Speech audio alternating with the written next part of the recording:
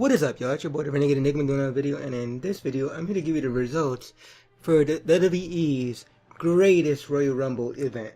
Now, I gotta kind of admit, it was kind of a weird one or whatever. It kind of felt, at times, it was kind of a house show and whatever, and at other times it felt like a pay-per-view in a sense, like, you know, one of the big four. Kind of mentioned that in my prediction video, that this was supposed to be like a big four type of feel.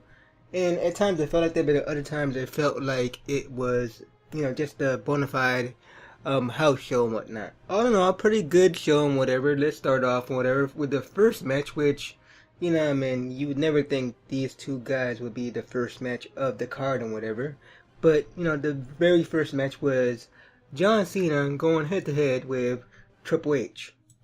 This match right here, it felt like a house show match and whatever. Like, it didn't have that feel to it, if you know what I'm saying.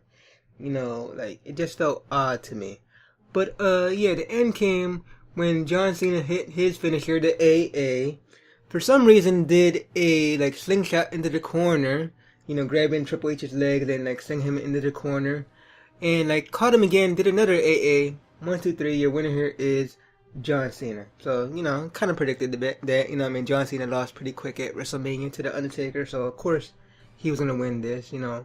Triple H doesn't mind taking the loss here, so whatever. Next match we have is for the WWE Cruiserweight title. We have the champion, Cedric Alexander, putting his title on the line against Kalisto, who recently won the right to face him in the Cruiserweight Gauntlet. I believe it was like last week and whatever. Pretty good match for, you know, Cruiserweights and whatever. You know, I love the Cruiserweights. I always rant and rave about them and whatever. So this match wasn't any different, whatever.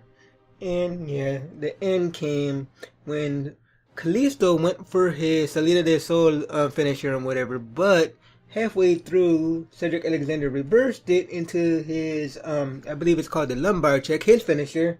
1, 2, 3, your winner here and still champion, Cedric Alexander. Pretty good match, if I say so myself. Now, I don't know where in the show this was. It just, like, it sticks out in my mind or whatever, because it was kind of like, like, I guess it was kind of like, you know, a break from the action and whatnot.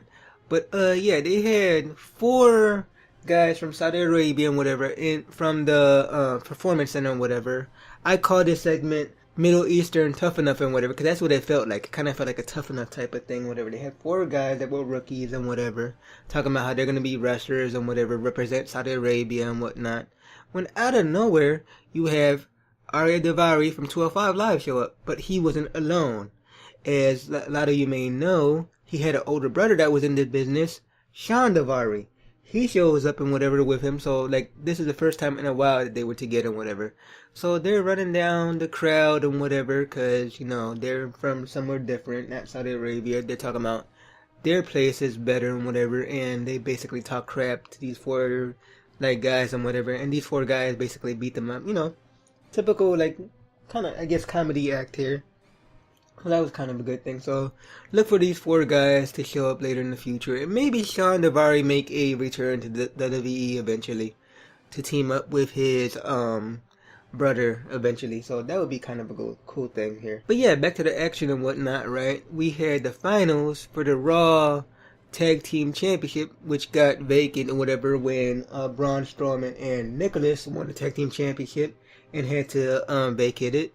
So the finals were the former champions, The Bar, Sheamus and Cesaro, going against the Deleter of Worlds, Bray Wyatt and Matt Hardy. And if you didn't know, The Bar is over on SmackDown, whatever, so it would be kind of odd for them to win the Raw Tag Team Championship. So just like I called it, you know, Matt Hardy and Bray Wyatt, the Deleter of Worlds, are your new Raw Tag Team Champions and whatever. They did their whole Twist of Fate finisher, like it was like a wheelbarrow Twist of Fate combination or whatever. I guess they could call it the Delete of Fate, you know what I mean? That would be kind of cool. So that was the thing. So your new Tag Team Champions here are the Deleter Worlds, Bray Wyatt and Matt Hardy. Next we had the match for the United States title. We have the champion, Jeff Hardy, putting his title on the line against the former champion over on Monday Night Raw, Jinder Mahal, along with Sunil Singh. This match was okay and whatever. I kind of really didn't pay attention to it and whatever. And also I had to do something, so I really didn't catch the end.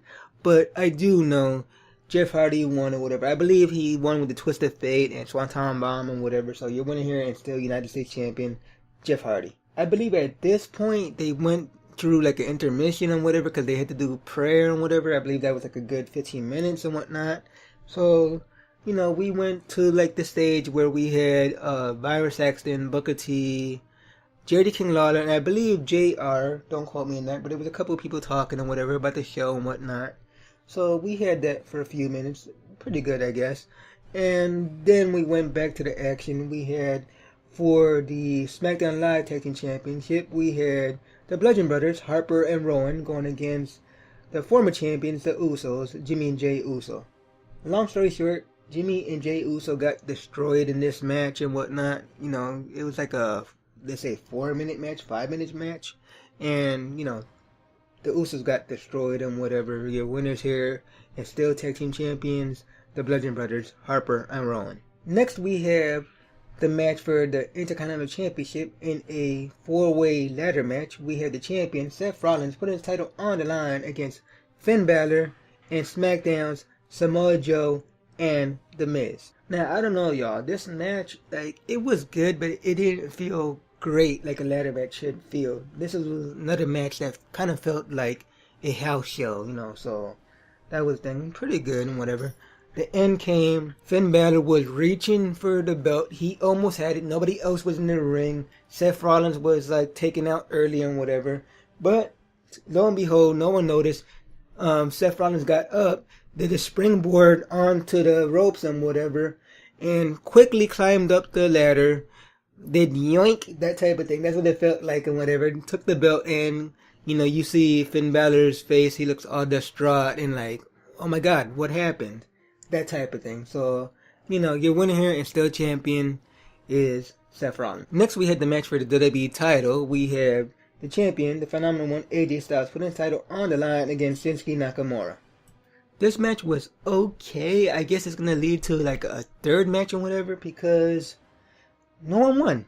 Like, just like that, no one won. It was a double count out and whatever. They fought outside and they both got counted out.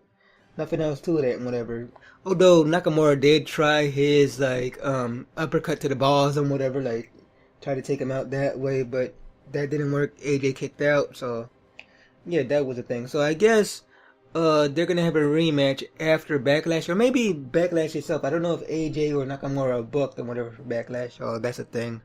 So regardless, they're gonna have a rematch. So no contest, I guess. No one won the WWE Championship, and AJ retained the title. So that's a thing. And next we have the on-again, off-again casket match between The Undertaker, of course, because this is his match, and Rusev, or to be more exact, it was Rusev Day and whatever, because Aiden English was there too. And yeah, just like you had predicted, Undertaker pretty much buried Rusev Day because he chokeslammed Rusev and whatever, put him in the casket. And then he did the Tombstone Power Driver to Aiden English and put him in the casket. Bam, closed the casket. And your winner here is The Undertaker. You know what I mean? Nothing else to say about that. Next, we have a match for the WWE Universal title, which is in a steel cage match. We have the champion, Brock Lesnar, putting his title on the line against Roman Reigns. And by the way, Paul Heyman was in Brock Lesnar's corner. You know, a lot of people thought maybe Paul Heyman wouldn't go over there and whatever, but you know, he went. But, yeah, the end came when Brock Lesnar was in the, like, wall of the cage and whatever, and Roman Reigns went for the spear, hit the spear, and basically caused the cage wall to fall and whatever. Both men fell and whatever, and it looked like Roman hit the floor first, but they announced Brock as champion, so your winner here and still Universal Champion, Brock Lesnar, but it seems with some controversy, so it might be a rematch here. So that's the thing. What I'm speculating they're gonna keep Brock as champion there for a while and whatever until he beats CM Punk's record and whatever. Because if you don't know, CM Punk is one of the longest running WWE champions of all time and whatever. I think he's like in like 4th place and whatever. Like, I know he's not the really longest one because I think that belongs to like Bruno Sammartino or Pedro Morales, one of them. But yeah, something like that.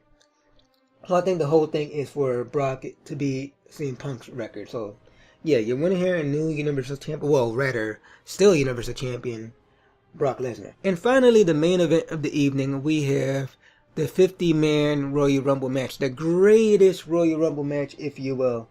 And yeah, it was okay and whatever. It went really long in my opinion. I think it went 1 hour, 17 minutes, and 20 seconds long and whatever. That's pretty long, you know what I mean? Like, that felt like a whole, like, pay-per-view its damn self, but it was okay.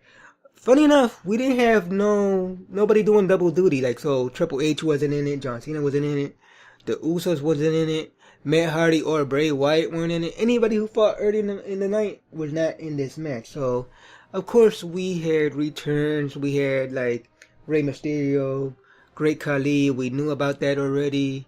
The one we didn't know about that was returning was Hornswoggle. Yes, Hornswoggle returned for the greatest Royal Rumble match and whatever. We had people from 205 Live. We had Drew Gulak show up. We had people from NXT show up and whatever, like Tucker Knight from Heavy Machinery and whatever. Oddly enough, his tag team partner Otis, I forget his last name, but he didn't show up. So, you know, Tucker Knight was there by himself.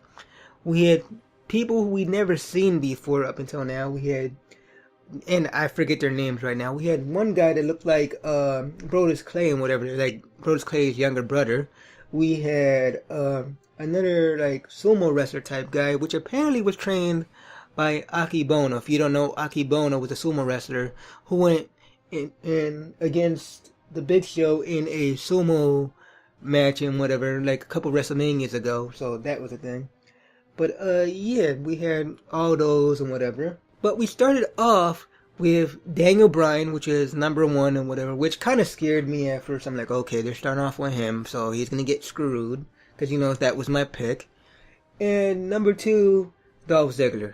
They lasted a real long time. In fact, Daniel Bryan was probably like the 3rd person left in, you know, part of the final 3 and whatever. Because it was Daniel Bryan, Big Cass, and Braun Strowman. So yeah, long story short, Big Cass eliminated Daniel Bryan or whatever after Daniel Bryan was in there for about an hour and 15 minutes and so he was, I think he broke the record for being there the longest or whatever, so that's a thing. So this is like to further the feud between Big Cass and Daniel Bryan or whatnot, so I guess it served its purpose or whatever, even though I would have liked for Daniel Bryan to win this, but whatever. Just as long as Big Cass didn't win and whatever, which he didn't, so you're winning here of the first ever, and you know, greatest Royal Rumble is Braun Strowman, so that's a thing or whatever. So as I said before, he was giving him a trophy and whatever, but not only did they give him a trophy and whatever, which looked pretty badass, they gave him a belt and whatever. So I don't know if they're gonna like defend it and whatever, but to me it kind of looked like the United Kingdom title, but it was green and whatnot, so it looked pretty cool and whatever. So yeah, I guess your champion here is Braun Strowman. But it was a pretty sick pay-per-view and whatever, or house show, whatever you want to call it. It was okay. If I was to rate it, I'd probably rate it like a 7, you know. But it was pretty good. Comment down below and tell me what y'all thought about it. Like, you know, are you okay with all like the match winners and whatever? And yeah, y'all, if you like this video, be sure to give it a thumbs up. Subscribe if you haven't subscribed already. And until next time, y'all, peace.